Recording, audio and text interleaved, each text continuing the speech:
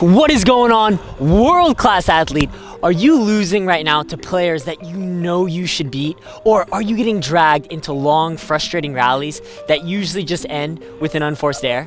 Playing against pushers that just stand very far behind the baseline and just get in those defensive shots can feel very frustrating. It can cause us to tense up, overhit the ball out of frustration. But by expanding your variety and mastering the drop shot, you can be able to tactically exploit those pushers and win easy points. And I believe that that transformation is 100% possible for you by mastering the forehand drop shot technique and the backhand drop shot technique. Then knowing specifically when you should hit the drop shot. And lastly, knowing where you should hit your drop shot and where you should move your body after you hit it. You're gonna be able to expand your variety on the court and tactically exploit those annoying pushers. So if you're excited to master these elements and be able to exploit those pushers, let's jump right into the forehand drop shot technique. Wouldn't it be great if you could just win the point outright with that forehand drop shot? I believe that's 100% possible for you by mastering the step-by-step process of that forehand drop shot just like that. So a really common mistake that a lot of players make is they'll forecast their drop shot too early. The way you want to think about the drop shot to be highly successful can be summed up from a quote I learned from Sun Tzu in The Art of War. And he said that deception is the essence of warfare.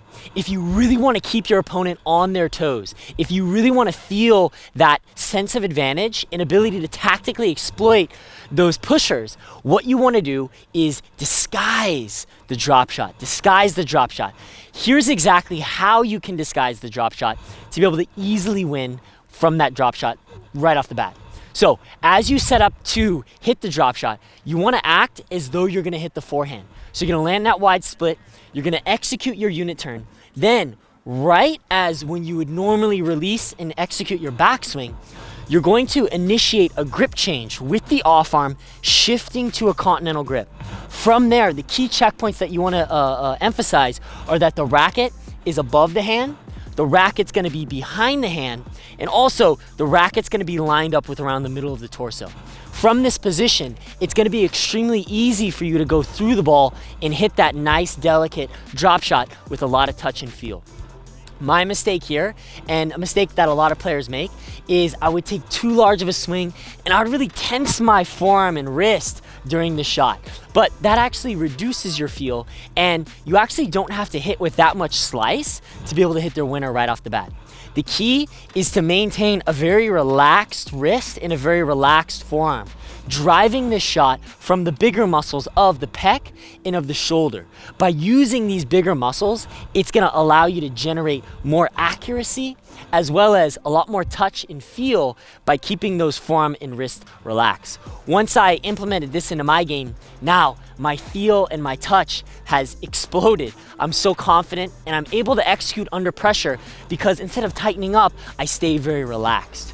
So to recap the step-by-step process of mastering that forehand drop shot, you're gonna land that wide split, you're gonna execute your unit turn, then when you would normally release, you're gonna initiate that grip change with the checkpoints we covered. From there, you're gonna nicely massage that ball forward, getting that beautiful net clearance. All right, so now you've totally mastered exactly how to hit that forehand drop shot. Let's go over next to exactly how to hit the two-handed backhand drop shot.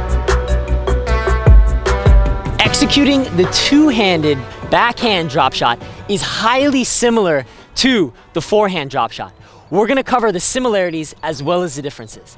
The biggest similarities that you wanna build upon from what you just previously learned are making sure to add that element of disguise and deception. You don't want your opponent to read that drop shot early on. The second piece that's also highly similar is that you wanna use the bigger muscles of the arm and really keep the forearm and wrist relaxed. Okay, armed with that intuition, let's break down this two-handed backhand drop shot so you can be just like the best players in the world. The step-by-step process, you're gonna land that wide split step, you're gonna initiate with that unit turn, taking out steps to the ball.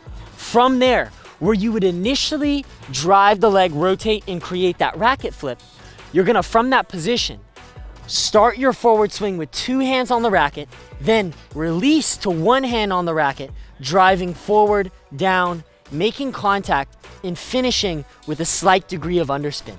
This motion is highly similar to the backhand volley, in that you want to primarily power this shot from the lat and the back shoulder, keeping that forearm and wrist relaxed.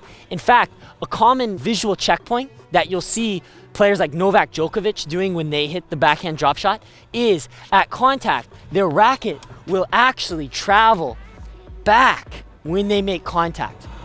This is further evincing that you want to keep a relaxed wrist and drive the arm forward from those bigger muscles, keeping the wrist relaxed and using that for feel. So now you've mastered the step-by-step process on the forehand, the backhand. So when should you hit the drop shot? When is a great time to hit the drop shot? That's what you're gonna learn in the next part of this video. All right, world-class athlete, you now have all of the step-by-step technical elements to execute that perfect drop shot. So when should you hit the drop shot? The optimal time for you to hit the drop shot is when your opponent is deep behind the baseline. This is because they're so far back, it's gonna allow you to hit a shot that's ultimately likely gonna be immediately a winner, or they're barely gonna get to. The second time that is really good to hit the drop shot is when you get a shorter, higher ball. And the reason why this is the case is because the shorter, higher ball will allow you to take it early and easily hit it down into the court just like that. A time when you really don't want to hit the drop shot is when it's off the bounce like that. All right, so now you have the technical elements mastered. You know when are great times to hit it. Let's close with exactly where you should hit your drop shot and then what court position you should move to after to geometrically cover the maximum court position and be able to win the point outright with that next shot. Wouldn't it be great if, like a chess grandmaster, you knew exactly where to hit your shot to maximize your chances of success? That's exactly what you're about to learn. First, when we look at the pros, the most common place you'll see them execute the drop shot is gonna be down the line, just like that. But to really understand intuitively why this is the case, let's go ahead and pull out a geometric, two-dimensional map of the court.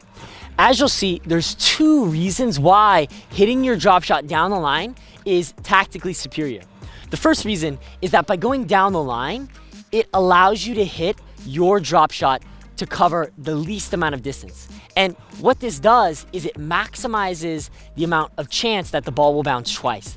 By hitting the ball cross court, your shot has to cover more distance, which takes more time, which allows your opponent the higher likelihood of being able to go and get the shot.